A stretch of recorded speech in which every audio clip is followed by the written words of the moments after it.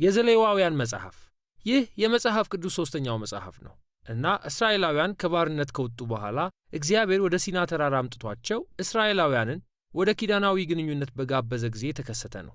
በፍጥነት አምፀው ያንን ኪዳን አፍርሰዋል። እግዚአብሔርም የከበረው መገኘቱ መጥቶ በዚህ ድንኳን መልክ በእስራኤል መካከል እንዲኖር ፈልጎ ነበር። ነገር ግን የእስራኤል ኃጢአት ግንኙነቱን አበላሽቶታል። ስለዚህ በቀደመው መጽሐፍ መጨረሻ ማለትም በዘጸአት መጽሐፍ ሙሴ የእስራኤል ተወካይ ሆኖ በድንኳኑ ውስጥ ወደ እግዚአብሔር መገኘት መግባት እንኳን አልቻለም። የዘሌዋውያን መጽሐፍ የሚጀምረው ስለዚህ መሠረታዊ ችግር እኛን በማስታወስ ነው። እንዲህ ይላል፣ እግዚአብሔር ሙሴን ከድንኳኑ ውስጥ ሆኖ ጠራው። ስለዚህ ጥያቄው እስራኤል በኃጢአታቸውና በራስ ወዳድነታቸው እንዴት ከዚህ ቅዱስ አምላክ ጋር ይታረቃሉ የሚል ነው። የዚህ መጽሐፍ ዋና ሐሳቡ ያ ነው።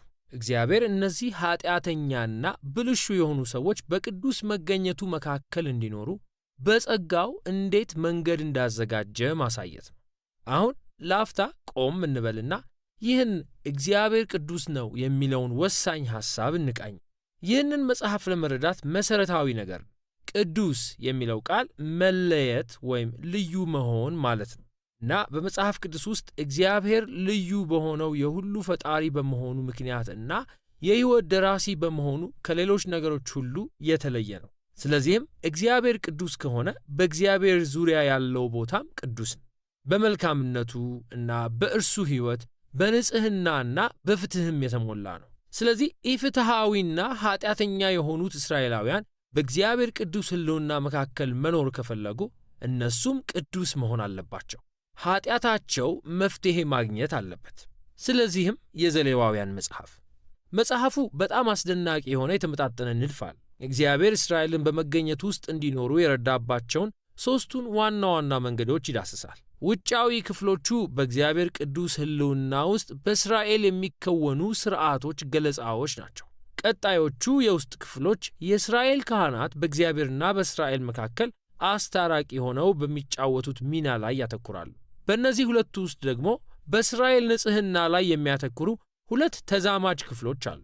እናም እዚህ በመጽሐፉ መሃል ላይ ሙሉ መጽሐፉን አንድ የሚያደርገው የስርየት ቀን የተባለ አንድ ቁልፍ ሥነ ሥርዓት አለ። መጽሐፉ የሚያበቃው ሙሴ እስራኤልን ለዚህ ኪዳን ታማኝ እንዲሆኑ ጥሪ ባደረገበት በዚህ አጭር ክፍል ነው። ወደ መጽሐፉ ዘልቀን እንግባ። የመጀመሪያው ክፍል እስራኤላውያን ሊያከናውኑት የሚገቡ 5 ዋና ዋና የመሥዋዕት ሥርዓቶችን ይዳስሳል። ከእነዚህ ውስጥ ሁለቱ አንድ እስራኤላዊ በመጀመሪያ እግዚአብሔር የሰጣቸውን እነዚህን ምሳሌያዊ ምልክቶች ለእግዚአብሔር መልሶ በመስጠት አመሰግናለሁ የሚልባቸው መንገዶች ነበሩ። ሌሎቹ 3ቱ መሥዋዕቶች እግዚአብሔርን ይቅርታ የሚሉበት የተለያዩ መንገዶች ነበሩ። እዚህ ላይ አንድ እስራኤላዊ የሠራው ኃጢአት በእግዚአብሔር መልካም ዓለም ውስጥ የበለጠ ክፋትንና ሞትን እንደፈጠረ እየተናዘዘ የእንስሳት ሕይወት ያለበት ደም ያቀርባል። ነገር ግን ይህንን ሰው ከማጥፋት ይልቅ እግዚአብሔር በእርግጥ ይቅር ሊለው ይፈልጋል። እናም ይህ እንስሳ በምሳሌያዊ ሁኔታ በሰውየው ፋንታ ይሞትና ያስተሰርያል። ይህም ኃጢአቱን ይሸፍናል ማለት ነው። እነዚህ የአምልኮ ሥርዓቶች እስራኤላውያንን ያለማቋረጥ ስለ እግዚአብሔር ጸጋ ያስታውሷቸው ነበር።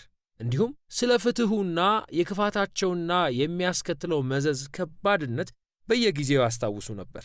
ሁለተኛው የአምልኮ ሥርዓቶች ስብስብ 7 የእስራኤልን ዓመታዊ በዓላት ያሳያል። እናም እግዚአብሔር ከግብፅ ባርነት እንዴት እንዳዳናቸውና በምድረ በዳ አሳልፎ ወደ ተስፋይቱ ምድር እንዳደረሳቸው የሚገልጸውን ታሪክ የተለየ ክፍል እያንዳንዱ በዓል ይገልጻል እና እነዚህን በዓላት አዘውትረው በማክበር እስራኤላውያን ማን እንደሆኑና እግዚአብሔር ለነሱ ማን እንደሆነ ያስታውሳሉ።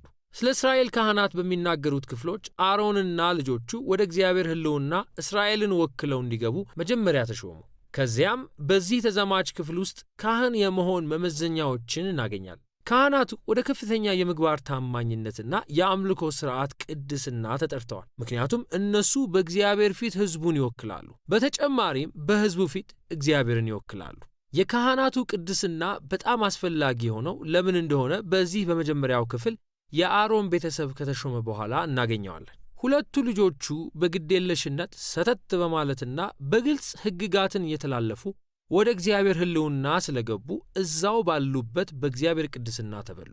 ይህ በእግዚአብሔር ቅዱስ ሕልውና ውስጥ የመኖርን አያዋነት የሚያስታውስ ነው። ምክንያቱም ይህ ፍጹም ንጹሕ የሆነ መልካምነት ነው። ነገር ግን ለሚያምፁና የእግዚአብሔርን ቅድስና ለሚሳደቡ በጣም አደገኛ ይሆናል።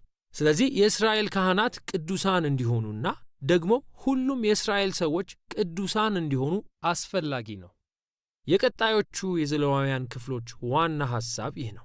ምዕራፍ 11 እስከ 15 ከሁሉም እስራኤላውያን ስለሚጠበቁት የመንጻት ሥርዓቶች ሲሆኑ ምዕራፍ 18 እስከ 20 ደግሞ ስለ ሕዝቡ የምግባር ንጽሕና ናቸው።